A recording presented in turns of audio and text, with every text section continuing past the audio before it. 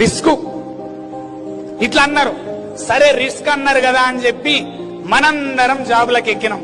అది కరెక్టే, రిస్క్ అని నానన్నాడు, ఆ పాయింట్ కరెక్టే. కానీ ఓ రోజు ఏమైంది తెలుసా, ఈనాడు బుక్ దింపుతున్నాడు నాన్న, అంబానీ స్టోరీ వచ్చింది. లక్షల కోట్లు, 4800 కోట్లతోని ఇల్లు, ఎన్ని కార్ల పార్కింగో తెలియదు, ఎంత పెద్ద ఇల్లు, మొత్తం స్టోరీ వచ్చింది అంబానీది. నాకు చూపించిండు మా నాన్న.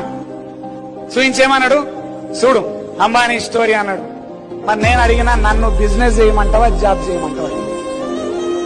బిజినెస్ మ్యాన్ ను చూసేమో ఇన్స్పైర్ కమ్మంటున్నావు, మొన్న బిజినెస్ చేస్తా అంటే వద్దు కొడక జాబ్ చేసుకో అంటే మిడిల్ క్లాస్ లో ఒక గమ్మత్తైన అలవాటు ఏమైంది తెలుసా, మనం రిస్క్ తీసుకోవద్దు, రిస్క్ తీసుకొని పైకి వచ్చినా చూసి చప్పట్లు కొట్టాలి.